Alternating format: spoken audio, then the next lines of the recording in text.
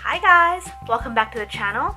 In case you don't know, I am the rosy half of the channel and I'm sure you'll see lots of Kelvin, my other half, in the vlogs.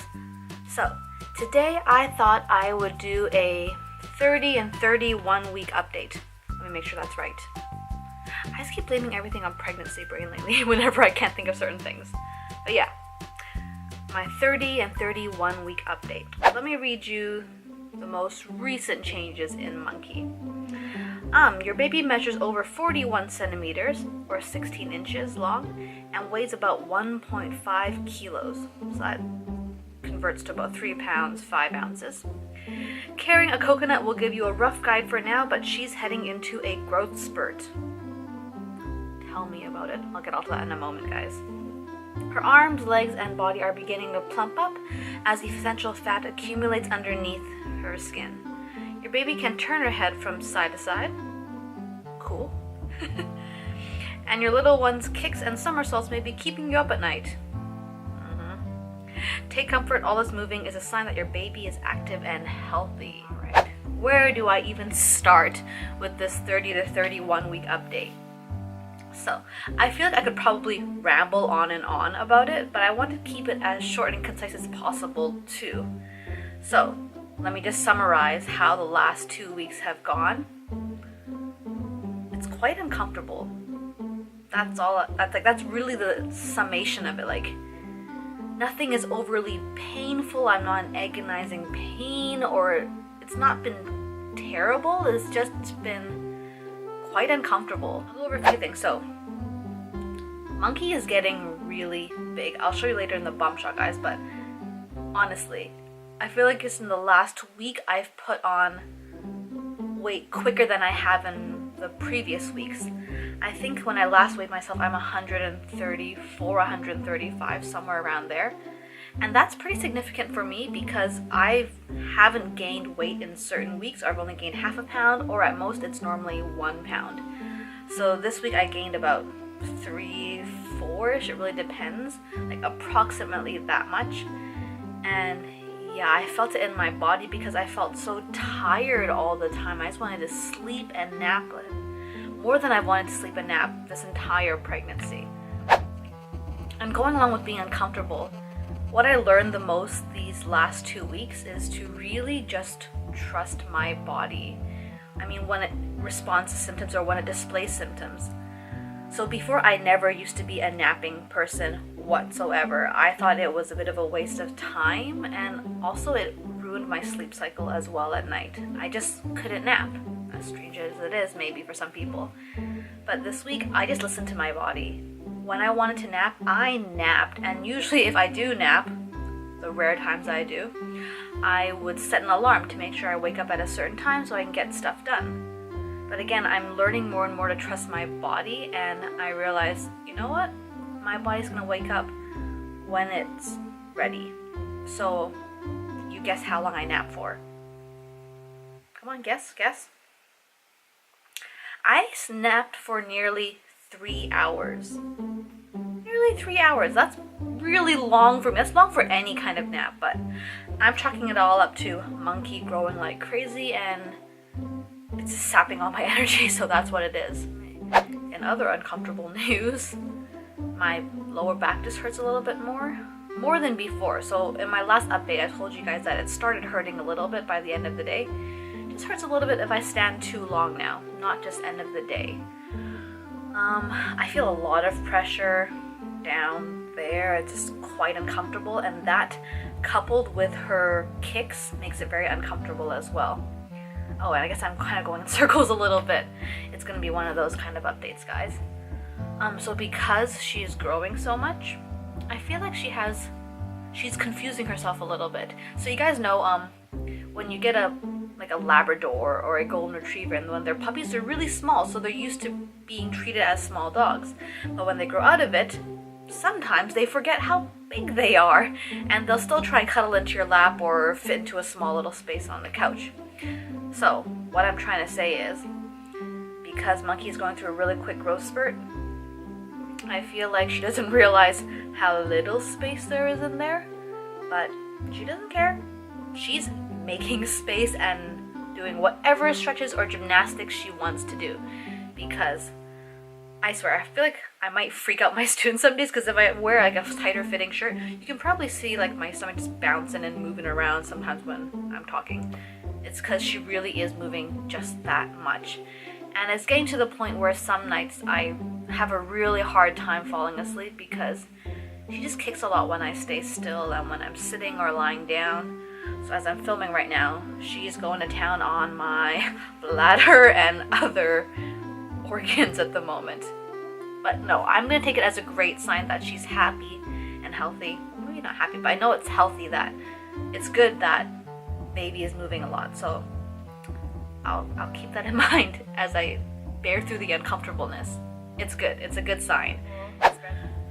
Braxton Hicks have been more and more uncomfortable as well. But I do notice it does get worse if I'm a little bit dehydrated, and I find that I'm getting thirstier more often, so I'm trying to make sure I always have water on hand just in case, so the Braxton Hicks don't get so bad.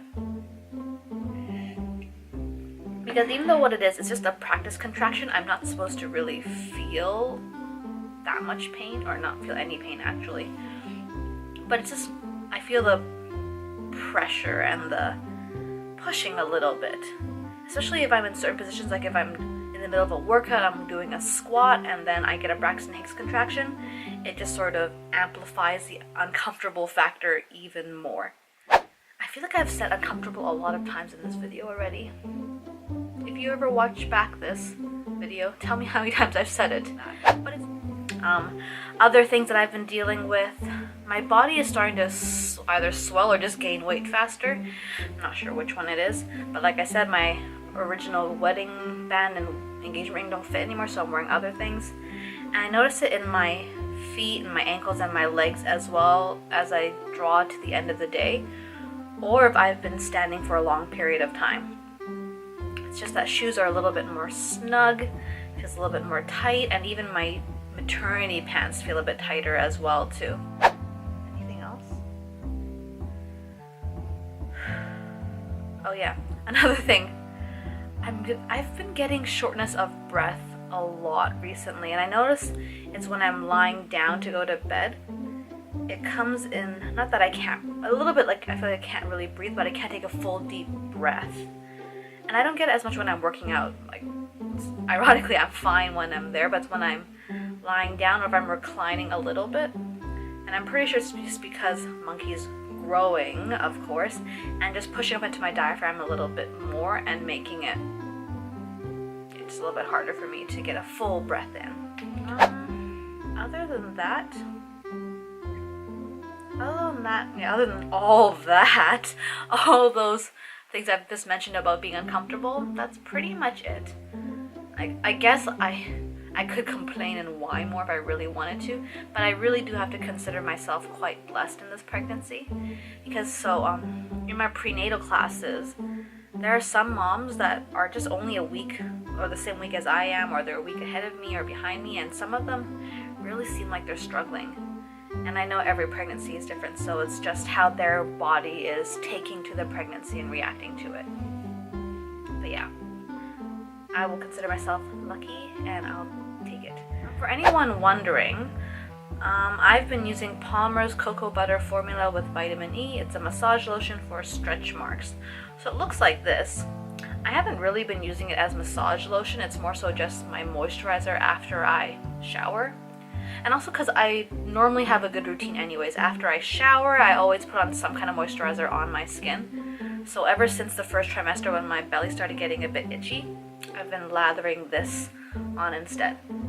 It smells like cocoa. It smells good. And I don't know if it's this that's making or that's preventing my stretch marks, or it's just genetics for me. I don't know. But hey, it helped relieve the itching, and that is good in my books. Another thing that I've been doing, not a product, it's a book that I've been reading. It is called 100 Ways, it's so hard to read it in the viewfinder, 100 Ways to Calm the Crying by Pinky McKay. Now, I'm not going to get into it too much because I know it'll probably spark some debate, or it might be controversial because it really is. I how you deal with a baby when they cry. Now, it seems like there's only really two methods out there. Like, one is to let them cry it out and wail it out, and the other one is to soothe them and nurture them. This book is getting at the latter one, and I'll be honest with you guys, before I was fully subscribed to, I'm just gonna let my kid cry it out and figure it out so they don't become dependent, spoiled, all that kind of stuff. But I really like what they're saying in this book. It's coming from a counseling and a very psychological point of view, so I can really get behind that. And it also was recommended by one of our friends, and she's a counselor as well, and I'm seeing the error in my ways, and not that I've done it before, but I can see why moms would choose to soothe and nurture their child instead. Maybe if you guys want, when we have Monkey, we can get into a bigger discussion about this, but this is just what I've been reading, and I really do recommend it for new moms out there. But I'm not going to say it's the only way that you can do something, because just like with pregnancy, every family is different. So if this works for me, it may not work for you. Like, it's just not that it can't be a one-size-fits-all solution, so it's really whatever works best for you and your child and your family. So I'm just saying, for me, I enjoy this, and I look forward to following some of these techniques and methods when little Monkey is. I guess it's now time to show you my belly, and I'll show you also just how my skin's been doing since I've been saying how I have no stretch marks here. So let me just find a way to film it in my bedroom, and I'll be right back. Alright, I'm back. I like it actually filming in here because I get to sit now a little bit instead. Alright, so let me show you how my belly is doing. I think it's pretty hard to mistake now me for just gaining weight, because this is clearly, let's step back, this is clearly not just me getting fat. It is all Monkey here, all Monkey. But let me show you with the shirt up. And one problem, guys, clothes are so hard to find now, and just so that they fit and actually look decent. Anyway, sidetracked. Let me show you my skin and how it's been doing. So yeah, it's been really good. I have a bit of a line here from just my maternity jeans from earlier. But yeah, my belly button's becoming an outie. I have the linea nigra here.